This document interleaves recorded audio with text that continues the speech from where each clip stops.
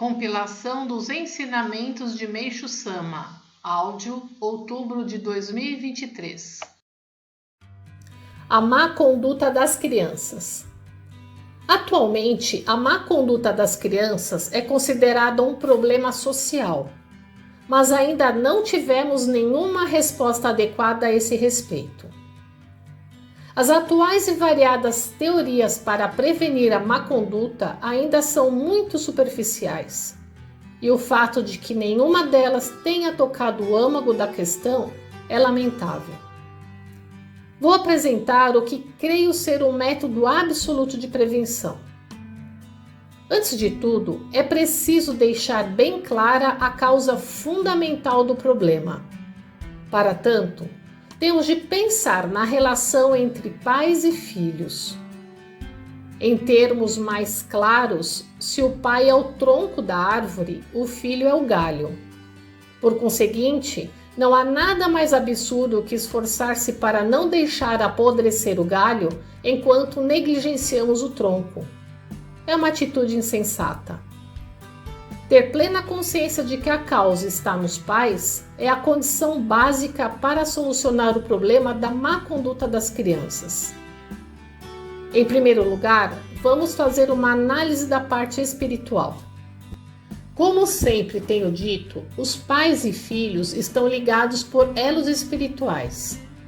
Consequentemente, se os espíritos dos pais estiverem maculados, através desses elos, os espíritos dos filhos também estarão. Esta é a causa da má conduta das crianças. Sendo assim, o melhor método para evitar tal conduta é fazer com que o espírito do filho não seja maculado. E para isso é preciso que os pais não maculem os próprios espíritos. Por desconhecerem esse princípio, os pais adotam pensamentos errados e, conscientemente ou não, cometem pecados que dão origem a nuvens espirituais e as transferem aos filhos. Portanto, é necessário que eles pensem constantemente em fazer o bem e ajam corretamente, preocupando-se sempre em moldar o próprio caráter. Afirmo que, além deste, não há outro método eficaz. Acima, apresentei a interpretação fundamental no aspecto espiritual. Agora explicarei sobre o ângulo material. Os filhos aprendem com os pais e procuram copiá-los. Por essa razão, se os pais pensarem e praticarem a desonestidade e a maldade, por mais habilmente que escondam esses pensamentos e práticas, como moram sobre o mesmo teto, é certo que um dia os filhos vão ficar sabendo. É óbvio, portanto, que passem a pensar: se nossos pais fazem essas coisas, que mal há em que nós também façamos? Em suma, não é errado dizer que a má conduta dos filhos provém da má conduta dos pais. Visto por esse ponto de vista, só podemos afirmar que a má conduta dos filhos revela a má conduta dos pais. Senhores pais, reflitam sobre esta lógica. Se desejam que seus filhos sejam bons, tornem-se bons pais primeiro. Jornal que eu sei, número 59, em 22 de abril de 1950. Título anterior: O mau comportamento dos filhos. Compartilhe os ensinamentos de Meixo Sama. A reencarnação. O tempo que o ser humano leva para reencarnar é bastante variável, e a causa dessa variação é a vontade de cada pessoa. Por exemplo, no momento da morte, quanto mais apego a este mundo a pessoa tem, mais cedo reencarna. Todavia, as consequências não são boas. Uma vez que o local onde o processo de purificação se realiza com maior rigorosidade é o mundo espiritual, quanto mais tempo o espírito lá permanecer, mais purificado se tornará. E quanto mais purificado estiver o corpo espiritual ao reencarnar, mais feliz a pessoa será. Assim sendo, No caso de reencarnação prematura, pelo fato de ainda restarem impurezas, o processo de purificação deverá ocorrer após reencarnar neste mundo. Uma vez que o processo de purificação neste mundo traduz-se em sofrimentos como doença, pobreza, infortúnio, etc., evidentemente a pessoa terá um destino infeliz. O fato de uma pessoa ser feliz ou não, desde o seu nascimento, na maioria das vezes, deve-se ao que acabamos de expor. É preciso saber, portanto, que a felicidade ou a infelicidade não são mero acaso, existindo motivos para tal. A outra causa para a variação do tempo de reencarnação.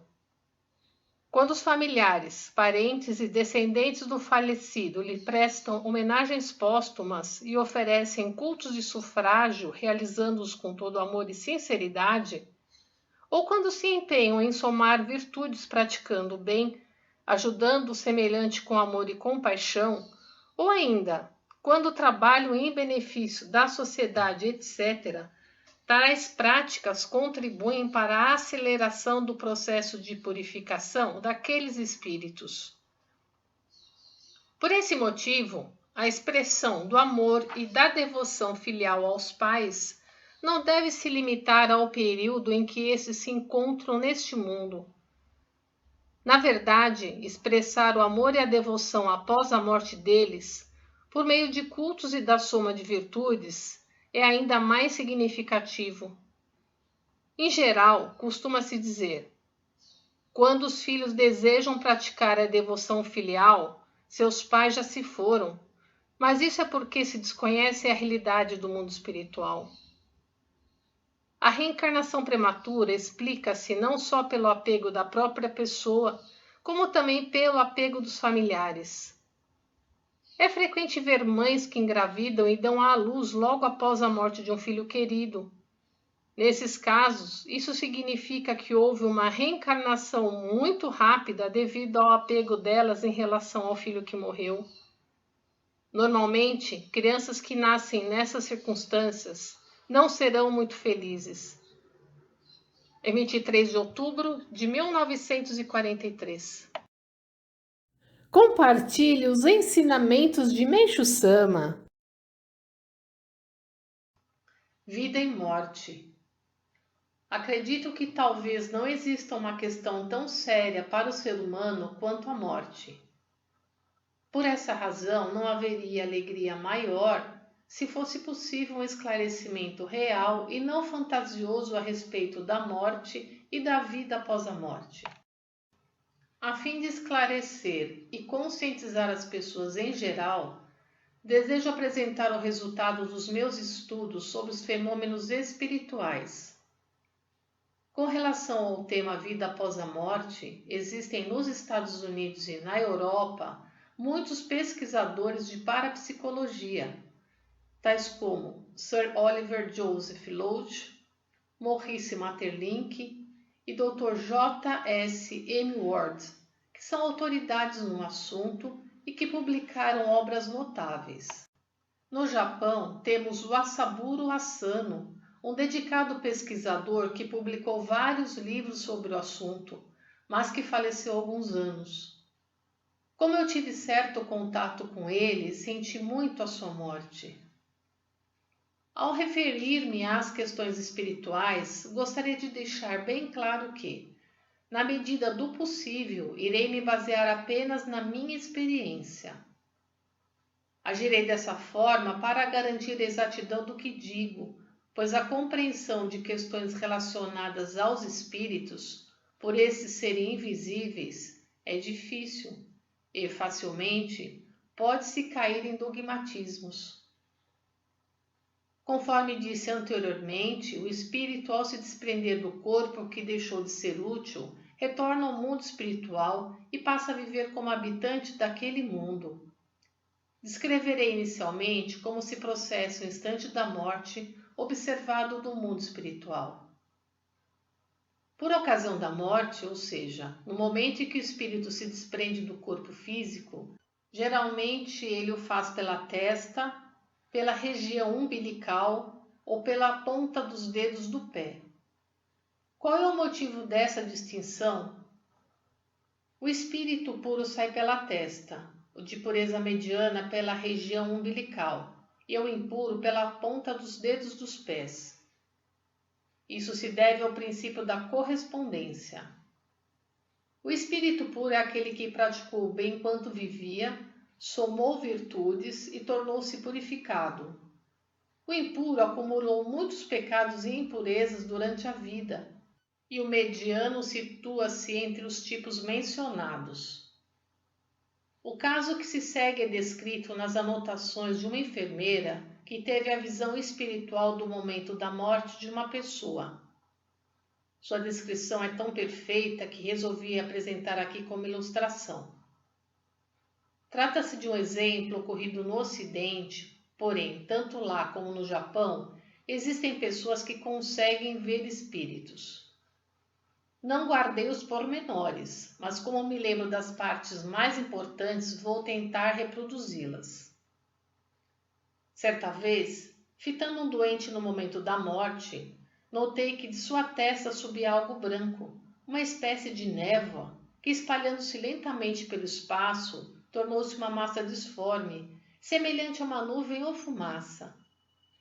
Pouco a pouco, entretanto, começou a tomar a forma humana. Minutos depois, apresentou-se exatamente com as mesmas características físicas da pessoa em vida. De pé no espaço, olhava atentamente seu corpo inerte, junto do qual os familiares choravam. Parecia que desejava mostrar-lhes sua presença, mas talvez por perceber que estava em dimensão diferente, desistiu. Permanecendo ali por mais alguns instantes, voltou-se suavemente em direção à janela e foi-se embora. A descrição acima retrata muito bem o momento da morte. O budismo refere-se à morte como a expressão ir para nascer. Observando a partir do mundo espiritual, trata-se de nascer naquele mundo. Existe ainda a expressão antes de nascer, que diz respeito ao período antes da morte. O espírito vive no mundo espiritual durante poucos ou até centenas de anos e depois nasce novamente no mundo material. Desse modo, o ser humano, alternando a vida e a morte, nasce inúmeras vezes. Creio que a expressão transmigração das almas, Hine Tensho, e o termo reencarnação usados pelos budistas dizem respeito a isso. Qual a relação entre o mundo espiritual e o ser humano? Enquanto vive no mundo material, no cumprimento das tarefas designadas por Deus, independentemente de ter ou não consciência disso, o ser humano terá impurezas acumuladas em seu corpo espiritual. Outro sim, no que se refere ao corpo material, chega um momento em que, por doença, velhice ou outro motivo, o ser humano encontra dificuldade para cumprir os desígnios de Deus. Nessa situação, seu espírito abandona o corpo e regressa ao mundo espiritual. Eis o que se chama de morte. Nesse sentido, desde tempos remotos, dá-se o nome de invólucro vazio, ou simplesmente vazio ao corpo carnal sem o espírito. No momento em que o espírito entra no mundo espiritual, inicia-se, na maioria deles, o processo de purificação das impurezas. A quantidade destas, logicamente, determinam a vida espiritual em uma posição mais elevada ou mais baixa, e o tempo de purificação mais curto ou mais longo. Os períodos mais curtos duram poucos anos, às vezes dezenas, e os mais prolongados centenas ou até milhares de anos. Os espíritos que alcançam certo grau de purificação reencarnam por desígnio de Deus. Este é o curso normal, porém, de acordo com a pessoa, há situações em que isso não ocorre. Por exemplo, aqueles que na ocasião da morte têm forte apego à vida, acabam reencarnando antes de terem sido suficientemente purificados no mundo espiritual. eles terão um destino infeliz porque precisarão purificar uma considerável quantidade de pecados e impurezas da vida anterior que ainda lhes restam. Nesse sentido, podemos ver também muitas pessoas que, apesar de serem boas, são infelizes. São pessoas que na vida anterior cometeram muitos pecados e, no momento da morte, se arrependeram tomando a firme decisão de nunca mais praticarem o mal. Como esse sonen se encontra impregnado em seu espírito, ao reencarnarem prematuramente, sem terem sido suficientemente purificadas, apesar de detestarem o mal e praticarem o bem, vivem sofrendo. Contudo, não são poucos os exemplos de pessoas que, passando um período de infelicidade e tendo os pecados e impurezas dissipados, tornam-se subitamente felizes. Da mesma forma, há homens que se orgulham de sua conduta exemplar de não terem se relacionado com outra mulher além de sua esposa, e os que não desejam casar-se, terminando a vida solteiros.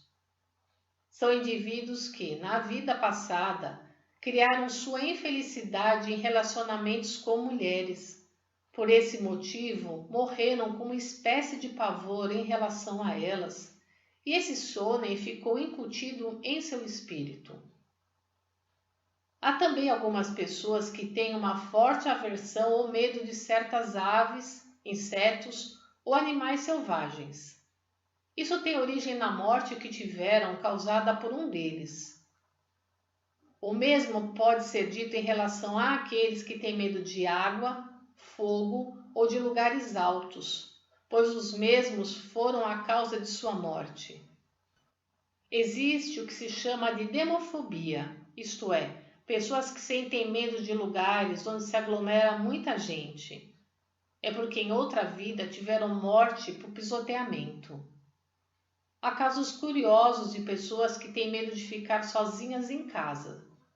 Ministrei de Oreia a uma pessoa assim.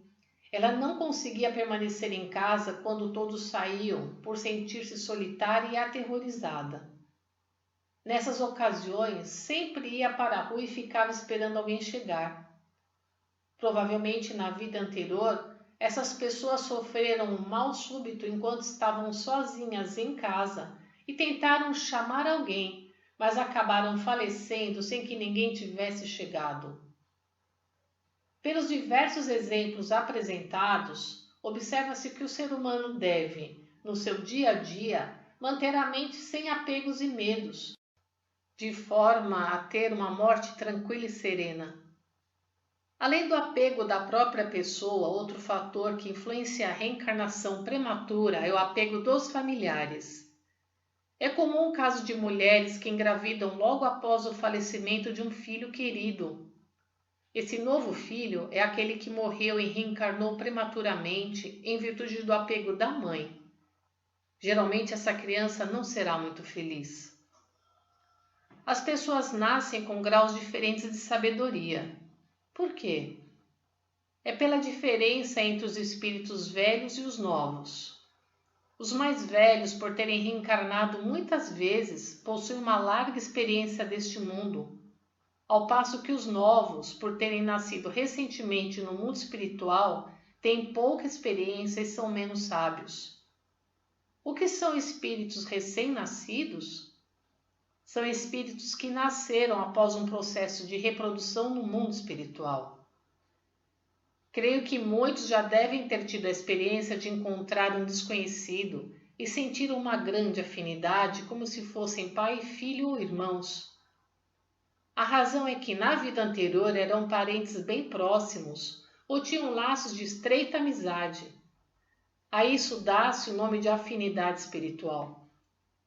De maneira semelhante, por ocasião de uma viagem, encontramos lugares pelos quais sentimos especial familiaridade e onde desejaríamos residir.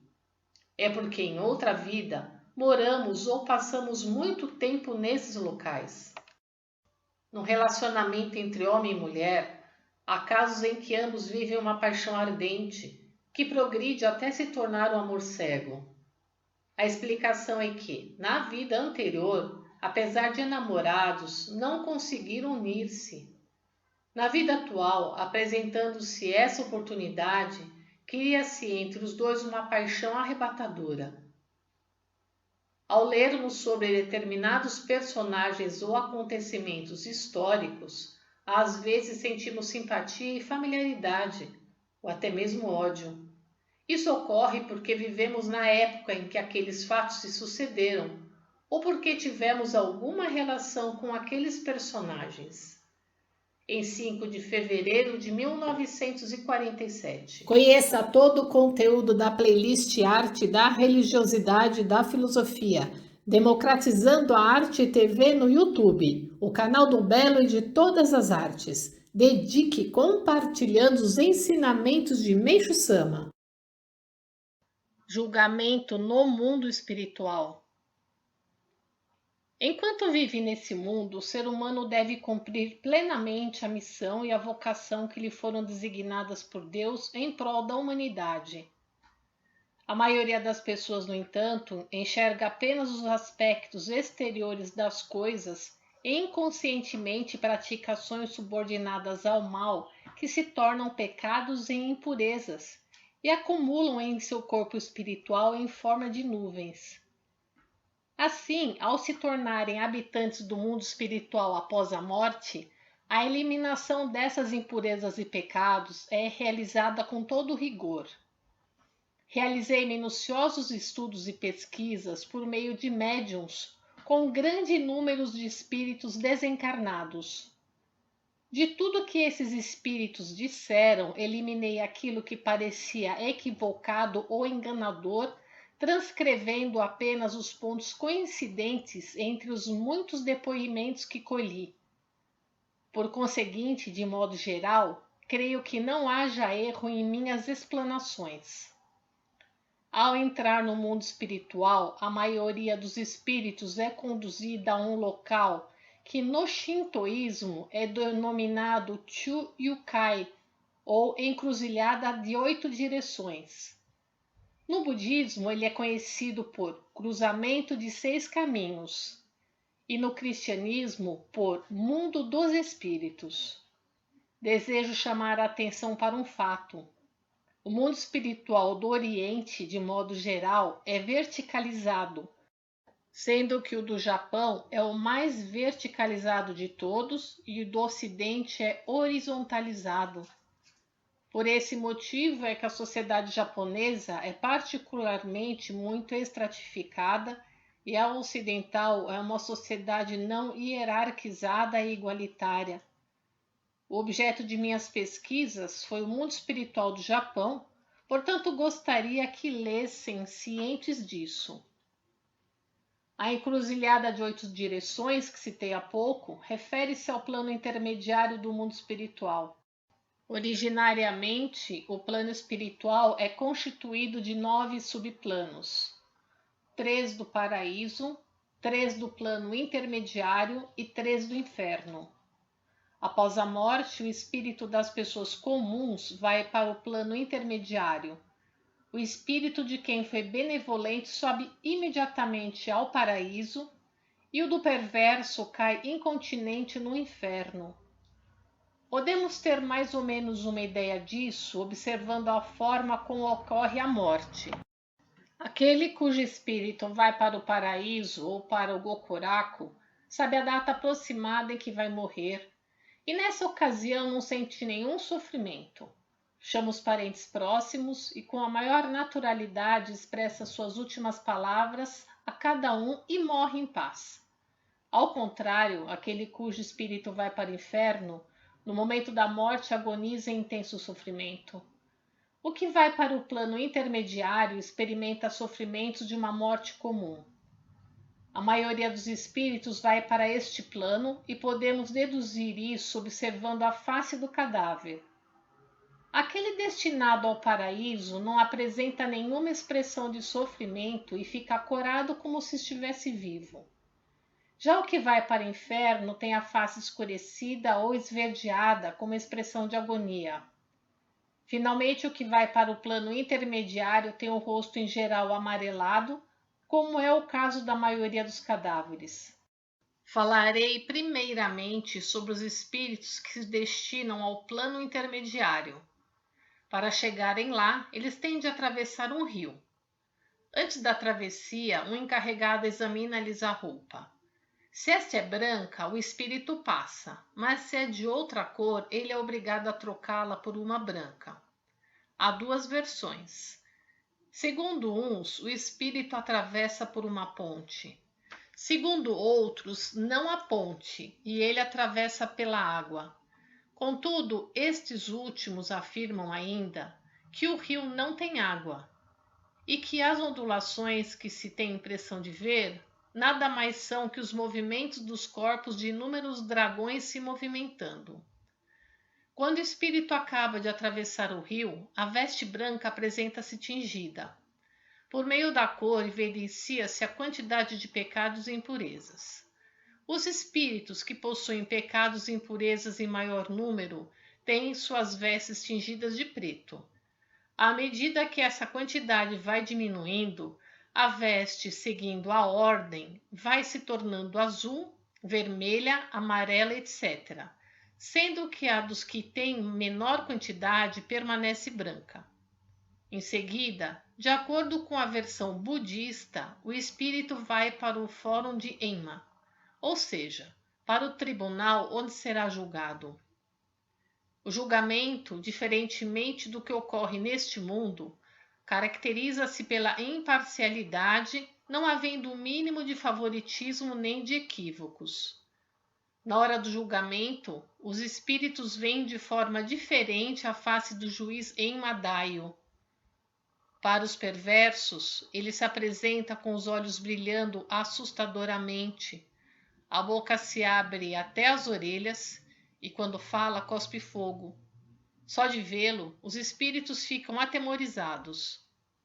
Já os espíritos bons o veem com um semblante afável, sereno e ao mesmo tempo sóbrio, o que naturalmente inspira simpatia e respeito por ele. Um por um, os pecados são refletidos em um espelho de cristal e julgados. O julgamento é precedido de uma investigação preliminar com base nos registros do livro de Enma. É dito que aqueles que são juízes neste mundo têm a função de auxiliar do fórum do mundo espiritual, e a supervisão dos mesmos é feita pelos deuses da purificação. Enma-Daio é a divindade que no shintoísmo é conhecida como Kunito Kotachi no Mikoto. Após receber a sentença, cada espírito vai para o paraíso ou para o inferno.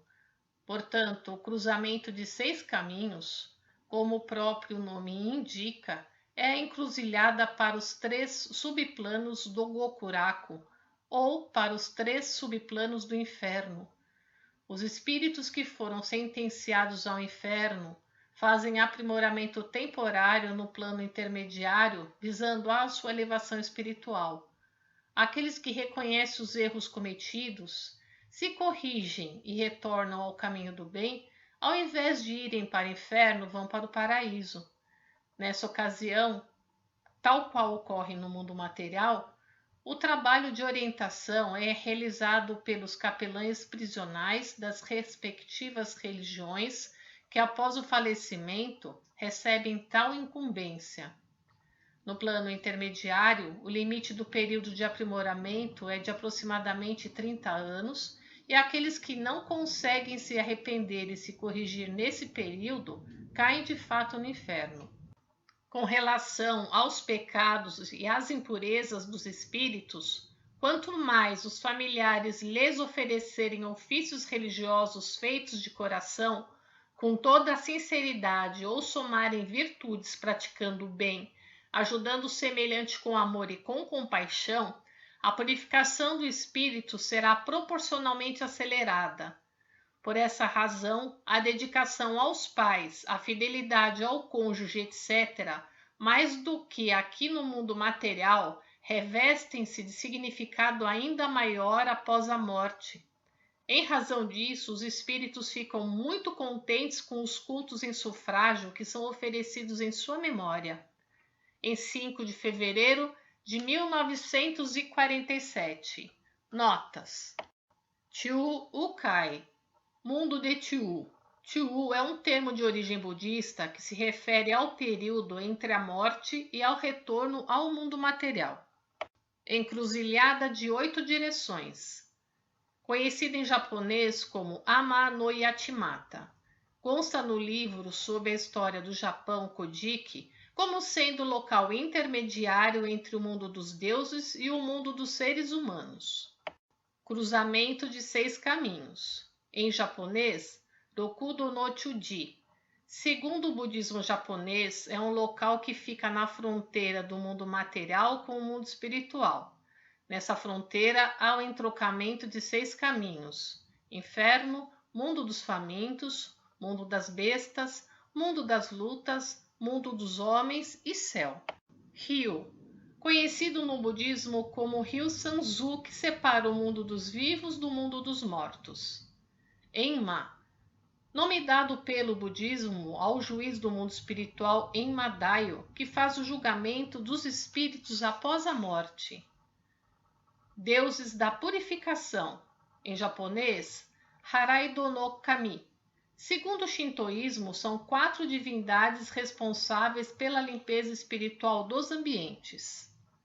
Capelães prisionais. São sacerdotes encarregados de mostrar aos detentos seus erros de conduta e guiá-los em sua reforma interior em direção ao caminho do bem. Compartilhe os ensinamentos de Meishu-sama. O ego e o apego. O ser humano possui em sua personalidade o ga e o apego, que se assemelham a 2 irmãos. Ao analisarmos questões confusas e de difícil solução, descobriremos que quase tudo se deve ao ga e ao apego. Temos casos, por exemplo, de políticos que, apegados às suas posições, deixam passar a melhor ocasião de se retirar da vida pública e caem no esquecimento geral. Isso também se deve ao ga e ao apego. Há empresários que, devido ao apego ao dinheiro e ao lucro, importunam seus clientes e perdem boas negociações. Momentaneamente parecem obter vantagens, mas geralmente, a longo prazo, levam prejuízo. Também no campo dos relacionamentos, quem muito se apega acaba sendo rejeitado. Há ainda muitos exemplos de problemas causados pelo excesso de ga e apego. Relembrando os fatos do passado, todos concordarão que, em razão do ga, causamos sofrimentos aos outros e a nós mesmos, além de gerarmos conflitos. Nesse sentido, o principal objetivo da fé é eliminar o ga e o apego. Tão logo me conscientizei disso, venho empenhando-me para livrar-me deles. Como consequência, primeiramente, minhas inquietações se amenizaram e tudo corre a contento. Certo ensinamento diz: não sofra pelo que ainda não ocorreu e nem pelo que já passou. São palavras admiráveis. A finalidade maior do aperfeiçoamento no mundo espiritual é livrar-se do apego. À medida que o apego se reduz, a posição espiritual se eleva. A respeito disso, podemos dizer o seguinte: no mundo espiritual, é raro um casal permanecer junto. A razão disso está na diferença da posição espiritual dos cônjuges. O convívio só é permitido a casais que se tornaram paradisíacos. Entretanto, aqueles que alcançaram certo grau de aperfeiçoamento têm permissão de se encontrar, mas apenas por um tempo. Essa licença lhes é concedida pelas divindades responsáveis pela camada que habitam.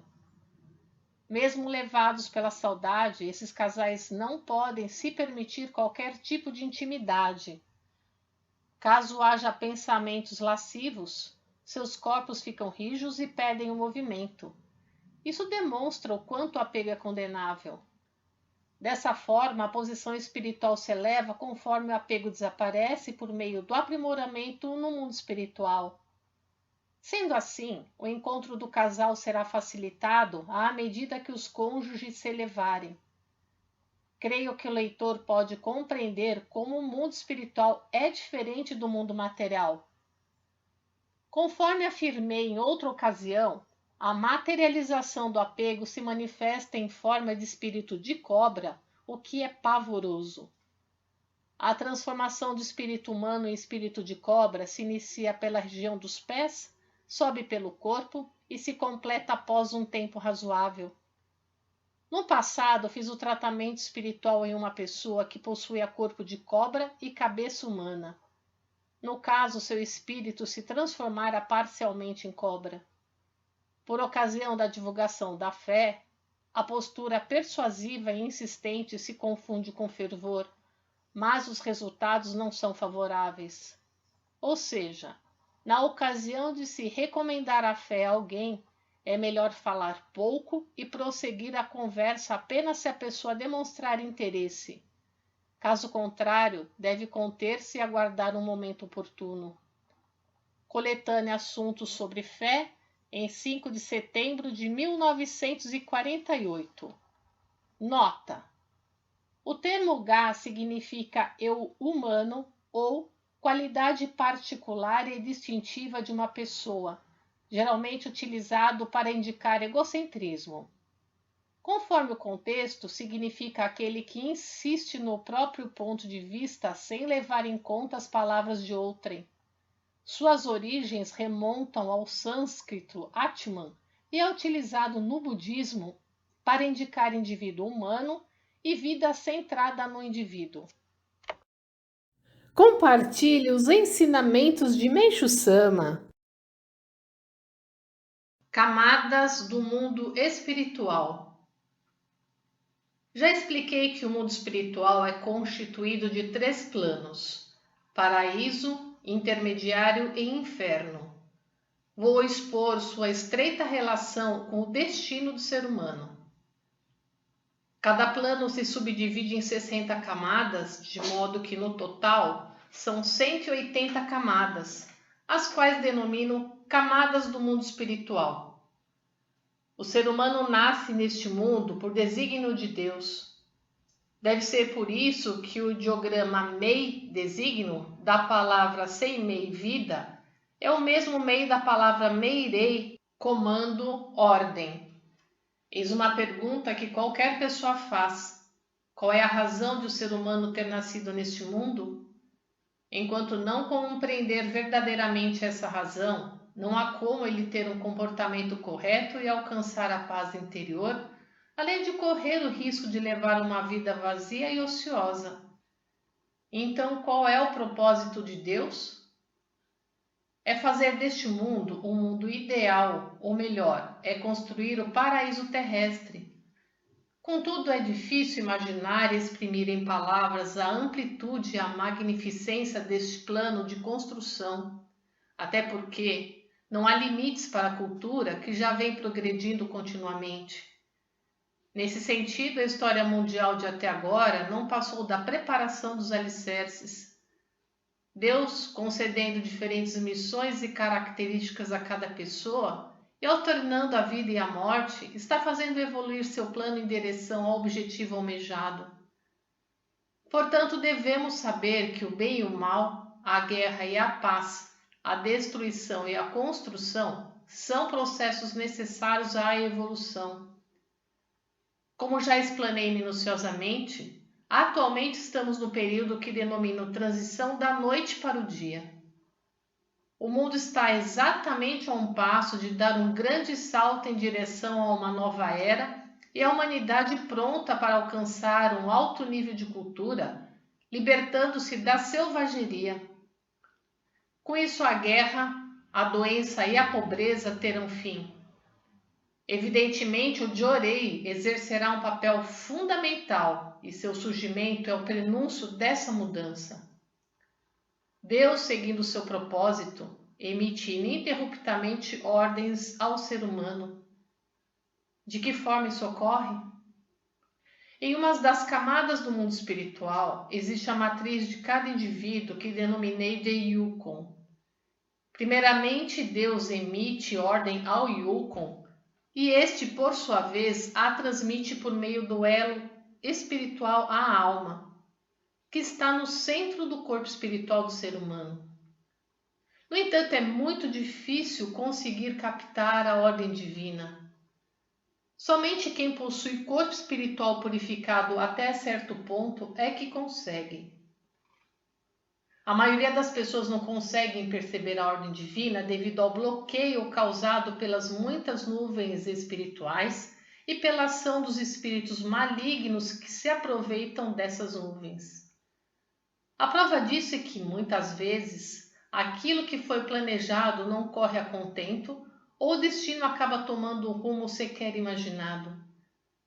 Isso pode ocorrer com qualquer pessoa. Além disso, é possível que o ser humano se sinta constantemente governado por algo, ou então tenha que seguir um destino sem que nada possa fazer a respeito. É que, de acordo com a camada em que o Yukon se encontra no mundo espiritual, há diferença na missão e também no destino. Isto é, quanto mais alta estiver a posição do Yukon da pessoa naquele mundo, maior e mais elevada será a missão recebida de Deus e mais afortunada ela será. Por outro lado, quanto mais baixa for a posição do Yukon, menos feliz será a pessoa, e quando aquele atingir a última camada inferior, ela será extremamente infeliz. Isso porque as camadas superiores correspondem ao paraíso, um mundo de alegria, onde não existem doença e conflito e os recursos materiais são abundantes. Em contraposição, as camadas inferiores correspondem ao mundo de sofrimentos, repleto de doença, conflito e pobreza. Nesse sentido, para ser verdadeiramente feliz, o ser humano deve, antes de mais nada, elevar a posição do seu Yukon no mundo espiritual. Então, como conseguir isso? A única maneira é purificar o corpo espiritual. Basicamente, conforme a quantidade de nuvens espirituais, o corpo espiritual pode se elevar ou decair. O espírito purificado sobe por ser leve. O espírito nublado desce por ser pesado. Para tornar-se uma pessoa de espírito purificado, é preciso somar boas ações e acumular virtudes. Para tal, é necessário despender tempo e esforços consideráveis. Contudo, existe um meio que possibilita subir de uma só vez várias dezenas de camadas no mundo espiritual, qual seja, fazer o curso para aprender o método Dojorei. Aqueles que ingressam em nossa religião têm afirmado unanimemente que, em termos espirituais, logo de início sua visão sobre a vida mudou radicalmente e que conseguiram compreender melhor a realidade das coisas em virtude do aumento do Che-Shokaku. Passaram a vislumbrar luz no futuro, libertando-se de suas inseguranças e tornaram-se otimistas, obtendo pela primeira vez a verdadeira sensação de paz. Em termos materiais, os recursos começaram a chegar em abundância, por isso não têm mais passado necessidades. Ficam admirados, pois a infelicidade diminuiu e a felicidade aumentou. Diariamente tenho lido e ouvido relatos de gratidão de muitas pessoas afirmando: fui salvo, estou profundamente grato. Em 5 de fevereiro de 1947. Notas. Alma. Neste caso, Meixo Sama usou o nome Genkon para alma, diferente do usado comumente em seus ensinamentos. Genkon significa literalmente alma material e contrasta com o Yukon, que literalmente significa alma espiritual. O Gen de Genkon é o mesmo que Genkai, mundo material, enquanto que o Yu de Yukon é o mesmo Yukai de mundo espiritual.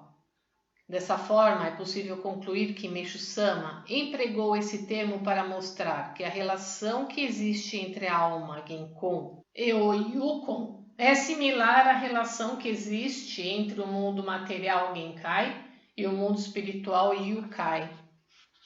Che-Shokaku, termo utilizado por Meixo Sama para designar a sabedoria humana que se desenvolve proporcionalmente à elevação espiritual do indivíduo. É também chamada de inteligência da suprema iluminação. Compartilhe os ensinamentos de Meixo Sama. Espíritos protetores. Todo ser humano possui no mundo espiritual espíritos protetores que o acompanham e o protegem constantemente. É dito que o ser humano é filho ou templo de Deus. Como já disse, o motivo disso é o fato de ele possuir a partícula divina outorgada por Deus. Esta partícula é o espírito protetor primordial. O espírito animal que encosta após o nascimento é o espírito protetor secundário, que pode ser de raposa, tanuque, cão, gato, cavalo, boi, macaco, doninha, etc. Ou ainda diversos tipos de ryujin, tengu e aves. Geralmente é atribuída à pessoa uma espécie de animal, mas em casos raros podem ser duas ou mais. Eu imagino que as pessoas da atualidade dificilmente acreditem nisso e devem até mesmo zombar. Contudo, por meio de inúmeras experiências, cheguei à conclusão de que se trata de uma realidade incontestável. O espírito protetor primordial a que me referi há pouco é a bondade inata do ser humano, é o seu lado bom. O espírito protetor secundário, ao contrário, é o mal, é o pensamento maligno. No budismo, o bom coração é denominado Bodai-shin, compaixão e sabedoria, ou Bushin, misericórdia búdica, e o pensamento maligno de Bono, desejos mundanos.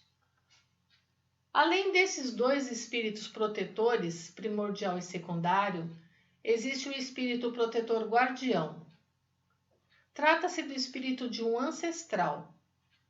Assim que uma pessoa nasce, um espírito que for escolhido entre seus ancestrais recebe a missão de protegê-la.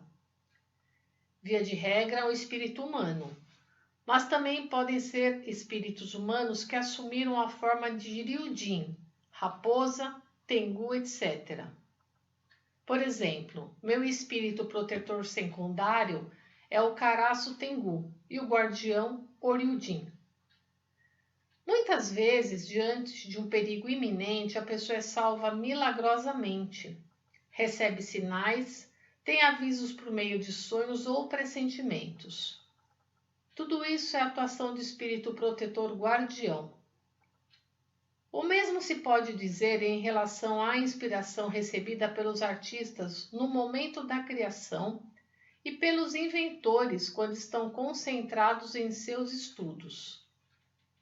Da mesma forma, Deus atua por intermédio do espírito protetor guardião, tanto na realização dos desejos corretos do ser humano, quanto no caso de recebimento de graças por meio da fé.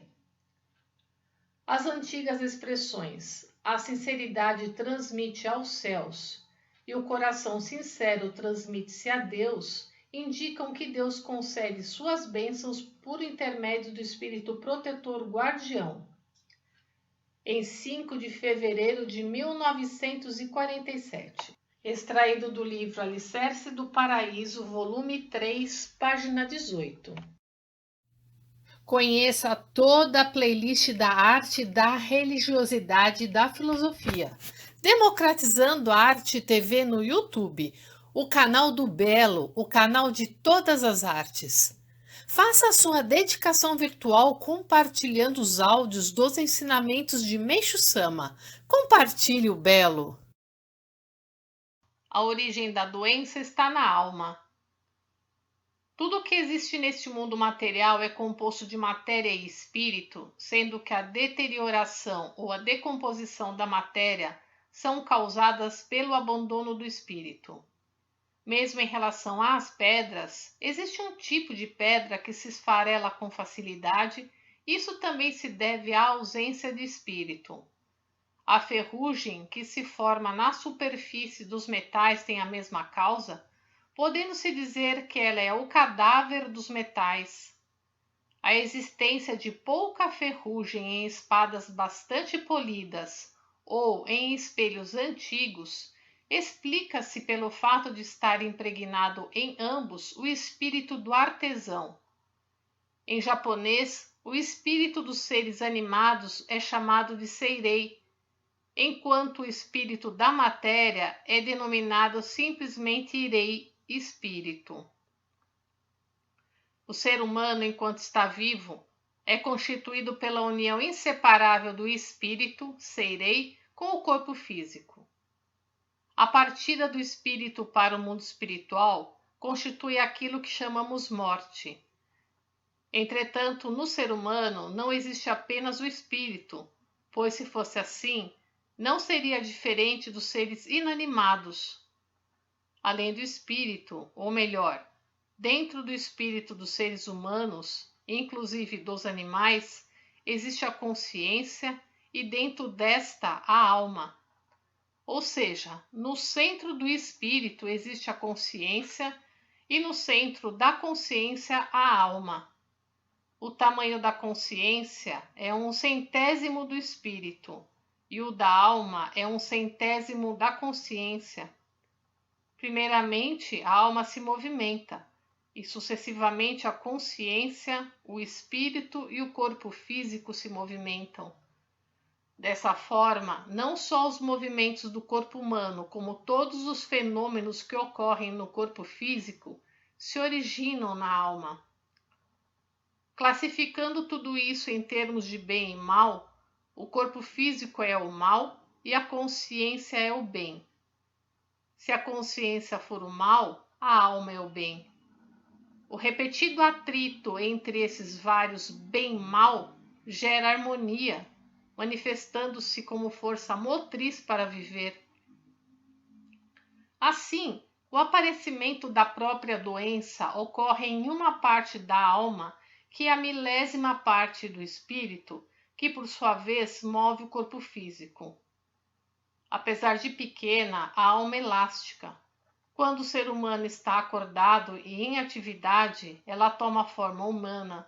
Quando ele está dormindo, assume a forma esférica. Quando a pessoa morre, seu Hitodama, que tem o formato circular, sai voando.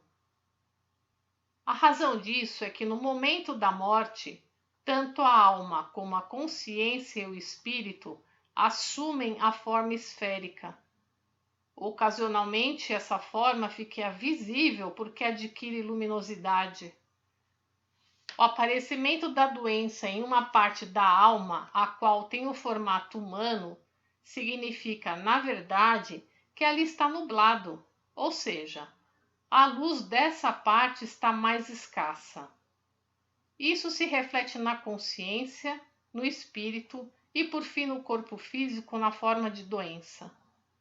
Portanto, se não surgirem nuvens em sua alma, a pessoa jamais ficará doente.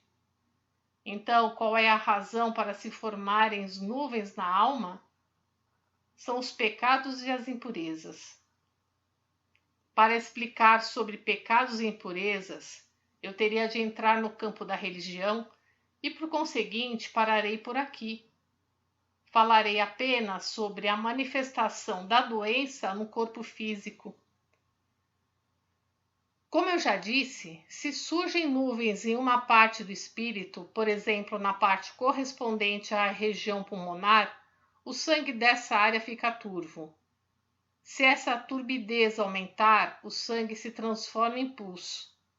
O sangue turvo vira hemoptise ou escarro com o sangue.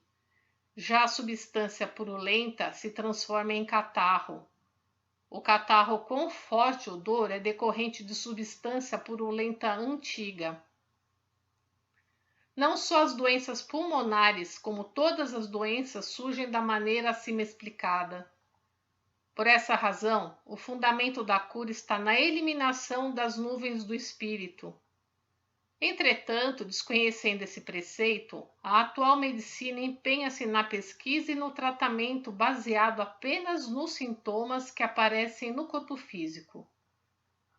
Isso acontece porque ela só tem conhecimento do efeito e não da causa do problema. Desse modo, mesmo que se consiga uma pequena e temporária melhora, não se obtém a cura completa da doença. Por meio da luz de Canon, o Jorei elimina as nuvens do espírito e ao mesmo tempo dissolve a substância purulenta, fazendo com que a doença melhore ou até desapareça. Ou seja, a purificação do espírito reflete-se no corpo físico, proporcionando a cura da doença. Contudo, apenas isso não é suficiente. É verdade que se atinge mais a essência do que a medicina, mas não dá para afirmar que é absoluto. Isso porque, se a alma não for totalmente purificada, não se pode obter verdadeira tranquilidade. A purificação da alma só será completa se a pessoa assimilar a fé correta e praticá-la. Isso constitui a prática messiânica. Chegando a esse ponto, a pessoa não cometerá mais pecados. Muito pelo contrário, começará a acumular virtudes.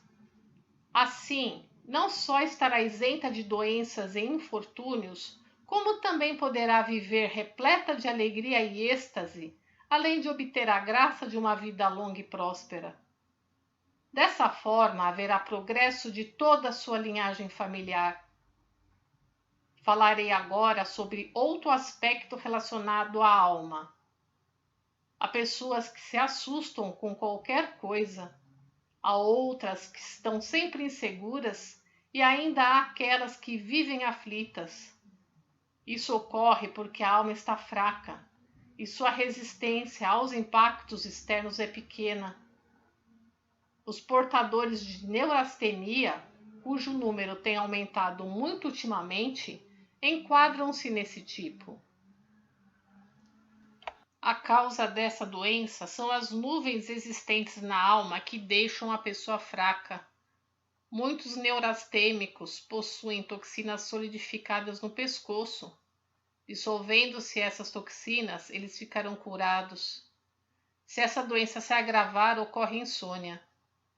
Mesmo após obter a cura, o melhor meio de evitar uma recaída é a pessoa ingressar na nossa religião, a fim de que sua alma seja iluminada pela luz divina e não surjam mais nuvens espirituais. Em 1935, notas. Seirei é a denominação que se dá ao espírito de animais, inclusive ao dos seres humanos, na língua japonesa.